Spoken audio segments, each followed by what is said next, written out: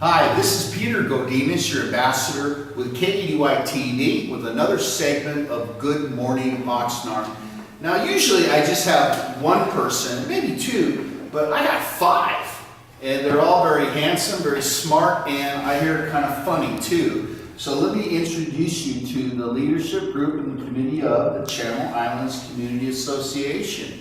So without further ado, I think it's appropriate for an introduction, don't you think? Yeah, sure. So, starting from the left, let's go with you first. Well, I'm Tom Danza, and I'm a resident of Mandalay Bay, which is in the harbor area. And we are very pleased to be here today. And I found out about this cafe this morning, and I'm really glad to be here. So thank you. I'm Scott Bernstein, and I live at the Seabridge community in Oxnard. I'm Bill Clark. I'm the president of Channel Islands Homeowners Association. I live in Mandalay Bay. I'm Werner Keller. I'm on the board of the Westport HOA. I'm a resident of Westport. And I'm Mike Bertagani. I'm a resident of Westport and on the board of the dock board for Westport. So, I know Warren, we've had you on the show, so you've done this before, so I have great expectations of you, so no pressure. No pressure whatsoever. Well, I'm still waiting for the check for that. I'm going to talk to my executive producer, about that. So, I think Anita did a great job of explaining what the organization is, but just for this segment, does somebody want to kind of grab and just give us a sentence or two of what the organization is about, its purpose? No, I can try to tee that up. I knew you could do that, Warren. I'm sure somebody will interrupt me. I think this is a movement that was looking for a spark.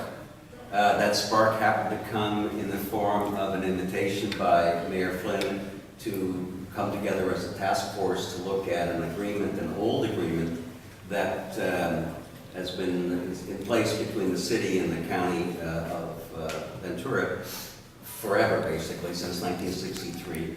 And it was up. It was after 50 years, and so the mayor said, "Geez, let's take a look at that, and why don't we ask the citizens, why don't we ask the community what they think about it?"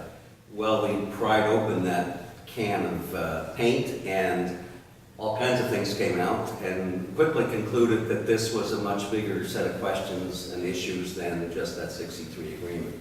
So we started meeting every week, every 2 weeks, and that's the basis of our organization. So we have a much larger mission today, Peter. The mission really is to make the harbor the best it can be, look at all the other models. It's got a long ways to go.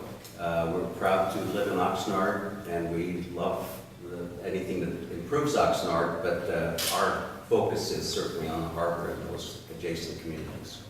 All right, to put even more pressure on you, I'm going to ask you a second question. So this is not the Werner shirt, so don't get too cocky about this now.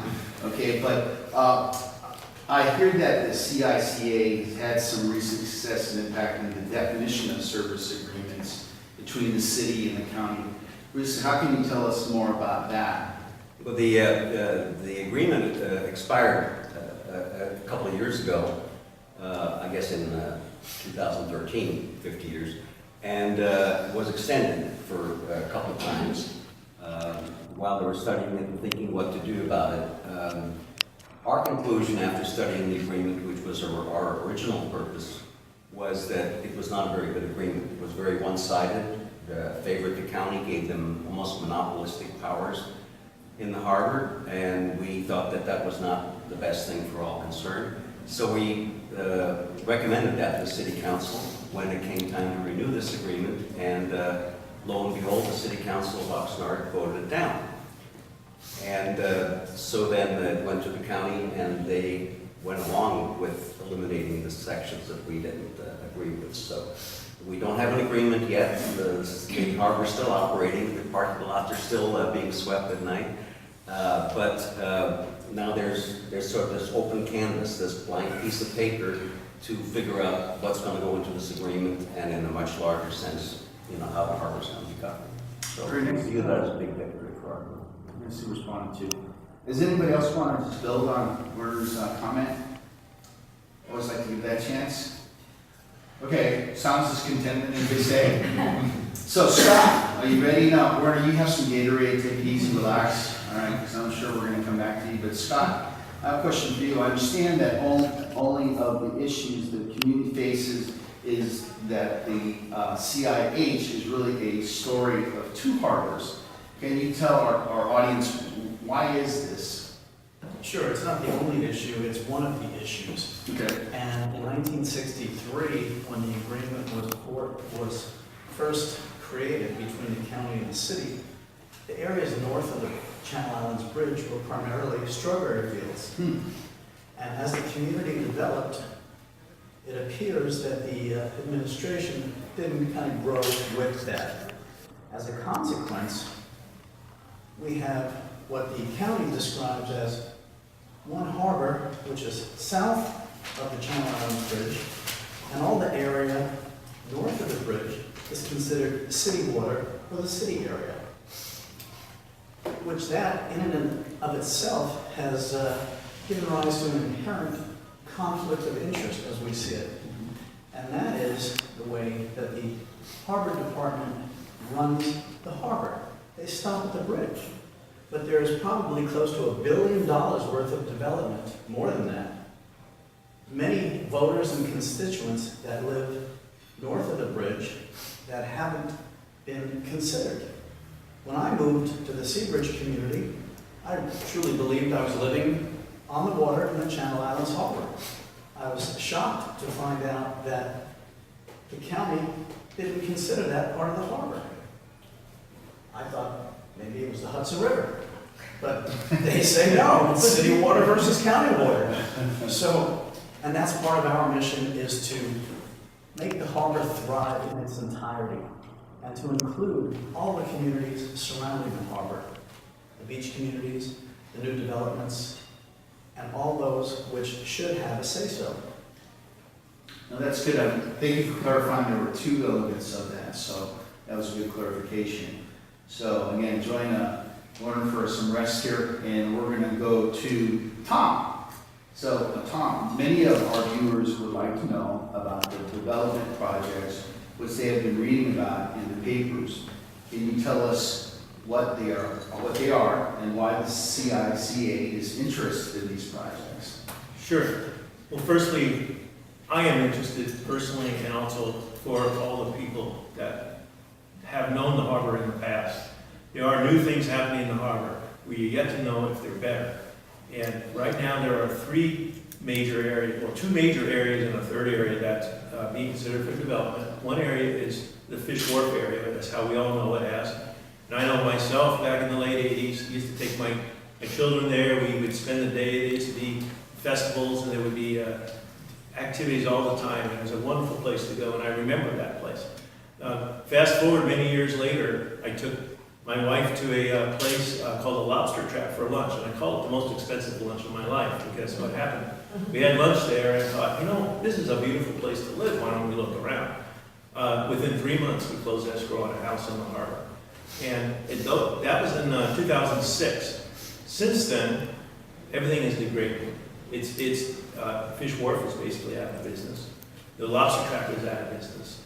And the hotel we stayed at was on its last leg when we stayed there during our escrow. That was the Casa Serena, and it's gone. What's going on now is the county has decided to start an agreement. It's called an exclusive right to negotiate with some developers. And the reason we're interested is this is done in a relatively secret way. And they'll tell you, they're following the legal process, whereas the supervisors and the harbor director, they meet and they decide what they want to do with that land. And they go through a process. And somewhere later on in that process, they show us common folk what they're going to do. And what we have learned is that the first agreement in Fish Wharf is to build about, according to the county's papers, 300 apartments and about 20 some odd thousand square feet of possibly restaurants. And what that means is that an area that's currently business, or used to be business, will be transitioning to living areas. Now, my concern is that, does that improve access for the public? Does that make the harbor more desirable to come to, or is that going to take a piece of property and basically move it out of the harbor and make it become another area to live that's gonna be fenced off or gated. So our participation and your participation for anybody that's listening is important to make sure we steer this project towards something that's useful, something that you want, not just those of us in the community, in the harbor area, and the beaches, but those of you across the county.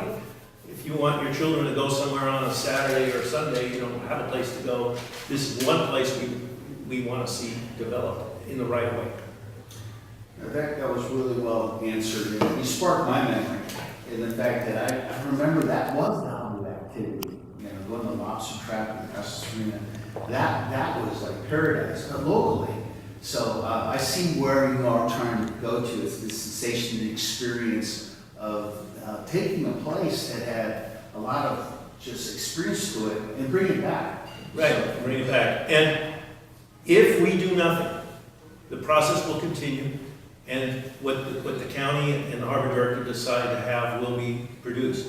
But if we participate, and I think that's important that everybody do that, we have a chance to make this something that will be useful to everybody. And the thought is that there's only a few of us that care, but I think there's thousands out there that really care, and they're just quiet. So you need to contact johnislandharbor.org, send an email, send us your address, and we'll let you know when the public opportunities will arise for you to speak up. say the website one more time, in case we're doing. ciharbor.org. We have information there, we have the documents, and if you, like I said, if you leave your name and address and emails, we will put you on our mailing list. Okay, excellent.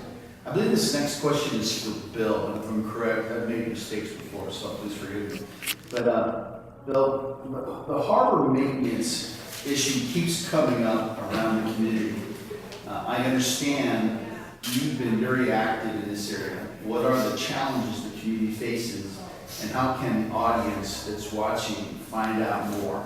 Peter, I don't know if everybody understands this, but the area north of Channel Islands Bridge is a residential area. It's composed of 3 developments, Mandalay Bay, Seabridge, and Westport. Mandalay Bay is about 740 homes, and we're the oldest residential development community within that harbor. We have approximately 8 miles of seawalls. Those seawalls were constructed in the late 60s, early 1970s. And unfortunately, those seawalls are coming to the end of their 50-year life expectancy. So as Mandalay Bay proceeds and we continue to work with the city, and we're working towards a plan to kind of maintain those seawalls. And so we come up with a plan, a 25-year plan. And so now, right now, we're just working with the city as far as timing and as far as funding that project. One nice thing about this group that we formed is it's probably the first opportunity Seabridge and Westport and Mandalay have had an opportunity to get together and discuss different issues. Certainly the 1963 agreement was the big issue, but other issues have come up. One thing that we need to worry about is maintaining the water depth in our harbor. And so right now we're starting to work on a dredging project. And so the 3 communities are going to work together and come up with a plan to maintain that water depth. Probably one of the biggest things that's important not only to our residential area, but to the whole city in general is the water quality. There are a lot of businesses in the area, a lot of homes, and a lot of them depend on good water quality. So we're working with the city and different groups to reestablish a water quality testing program. It kind of went to the wayside once D.R. Horton left, but we're working to get that going again. The original concept with the whole harbor was it worked in conjunction with the power plant. And the power plant had pumps that they used for cooling, and that would bring water through the harbor and help circulate the water through it. Well, as you know, the power plant's coming to the end of its life expectancy, and so there's different projects or different things they've discussed as far as replacing that or shutting that down. And so it's important to us to know what's going to happen with those pumps, because once those pumps stop working, we're concerned the circulation is going to stop, and we're worried that the water quality is going to deteriorate. And so there's some kind of issues we're working on. This group just gives us that opportunity to form to bring those issues and work together. You know, thank you. You know, your response actually reminds me of how a lot of things in this community connect. You mentioned water, which seems to be a big topic, but a different type of water, but then different organizations and different populations being all connected. So I thought that was a very nice response to spark myself. So, Mike, I think you're up. In terms of the next question. I think I am. You already got the jaws loosened up. They're all loosened up. Mike, I understand that some of the upcoming meetings with the county and the city are being scheduled to talk about the creating a structure that empowers the community to have a voice in the whole community north, south of Channel Islands Boulevard. Do you care to respond to that? Absolutely, Peter. We've been the team has been having a series of meetings over the last 4 or 5 months with Greg Nyhoff and Mike Powers, who've been very gracious with their time to hear the issues that we've been finding in some of our recommendations. And as Werner mentioned earlier with the 1963 agreement, one of the agreements in that structure was to remove the planning process elements out of the new agreement, and to discuss those along with a recommendation that the mayor's made to the board of supervisors and the city council about having a harbor authority. And that harbor authority would be representative of the whole community, not north of the bridge and south of the bridge.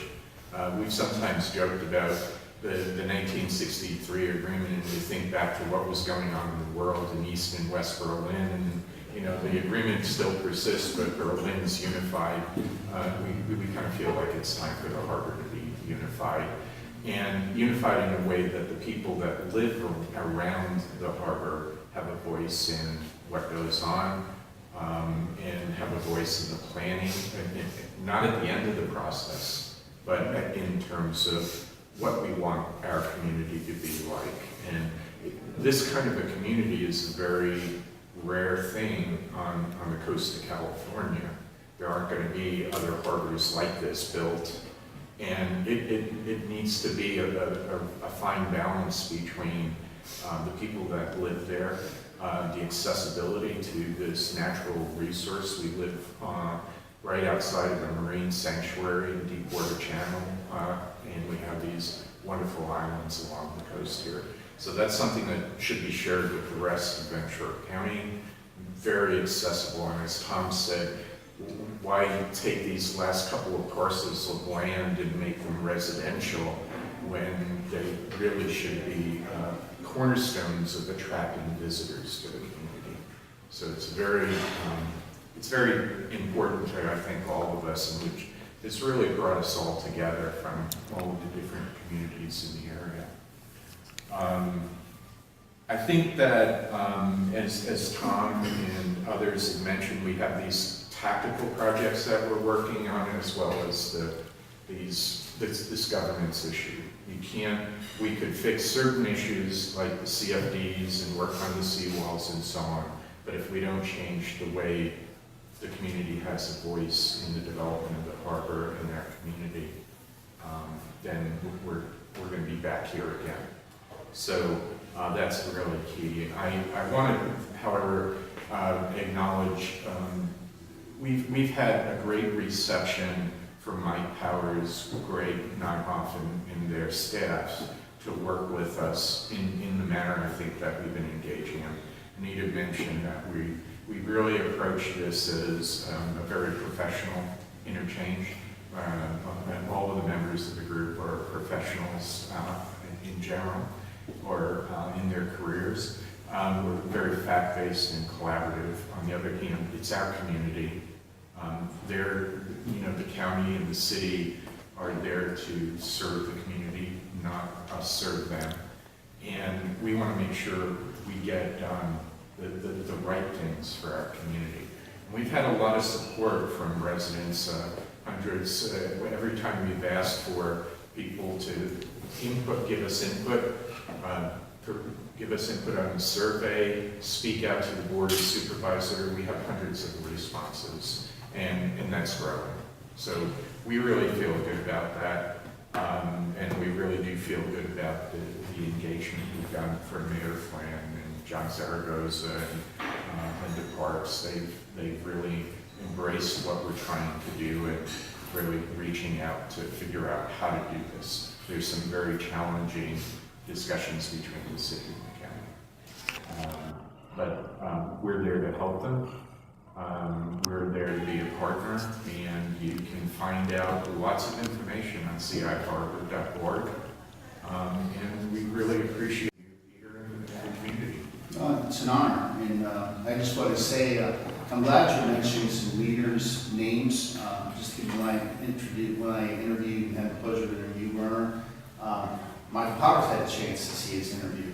So you mentioned Greg Nyhoff and a few other individuals. What we would like to look at KADY-TV is if you mention the name, they're going to watch it. So is there any other leaders you think you want to make a mention that you hope become as passionate as what you're seeing here in this group?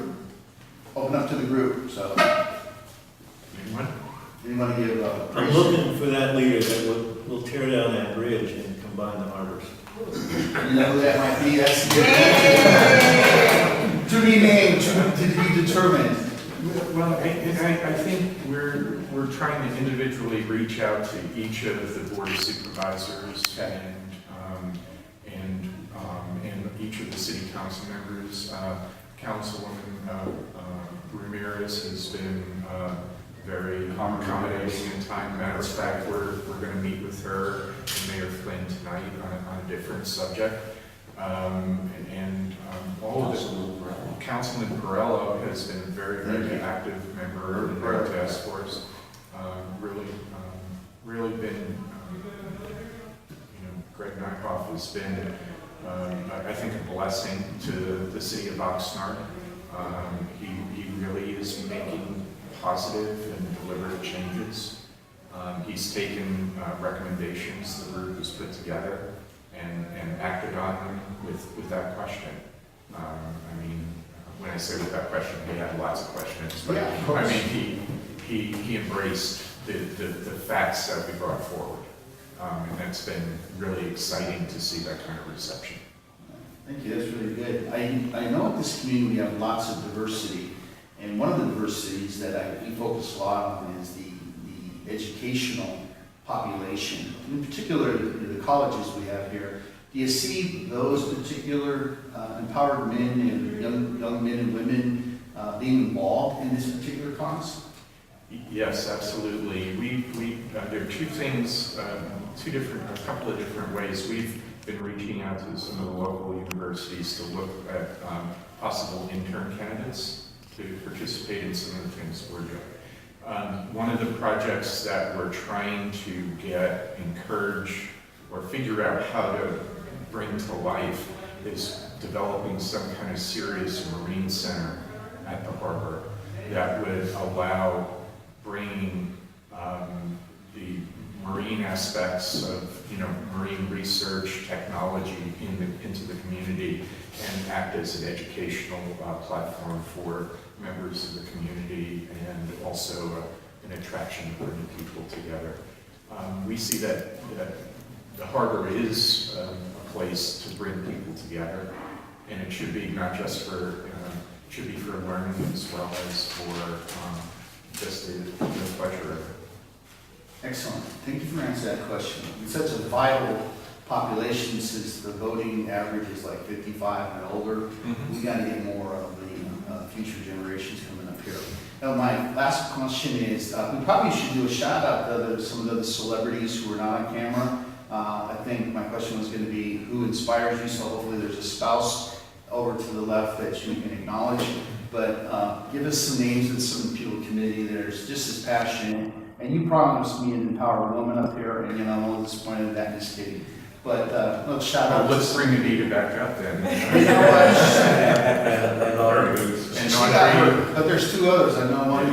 There's a bride here, and someone want to take on. My lovely wife is here, Bonnie. Werner's lovely wife, Audrey, is also a member of the group. And Tom's Anita's significant other, Tom, is a member of the group. And we have about 8 or 10 other members, Lorraine Efres, Diane Delaney. Help me out, guys. Julie Penny. Yeah. There you Julie go. Penny. Jim Stomo, Bob Chatmember. I'm trying to go on. You're doing good, right? And you guys are backing up real good. meet every 2 weeks or so, and we typically practice have this. 10 or 15 people in the room. And, you know, it's easy to form something, have some enthusiasm at the beginning, but I love it. if a year later you still have 10 or 15 people, you've probably got some critical mass. Somehow it needs some growth. But we're really looking for more backing from the general community. Right. And we're sometimes viewed as a small group and only a few of us caring. And that's based on the fact that I don't think people react until something actually personally affects them. Exactly. When the building starts going up, they'll say, what's that building? We didn't realize that 5 years before, that's when it was approved. So, you know, there was about 71 emails that went to the Board of Supervisors when the agreement was presented, and 70 of them were against. And they listened to that. Imagine if that was a few hundred, you know, and I know there's hundreds and thousands out there that care about the harbor. So they need to write in and express their, And that was very well stated. And with that, I just want to tell you, I am so impressed and very excited. I have a good feeling about this, and that's a good thing. So I want to thank you individually, and even people who are not on camera, for being on the show. And we will definitely take this and make sure the community knows about it. So to each one of you, thank you very much. Thank you. This is Peter Godin.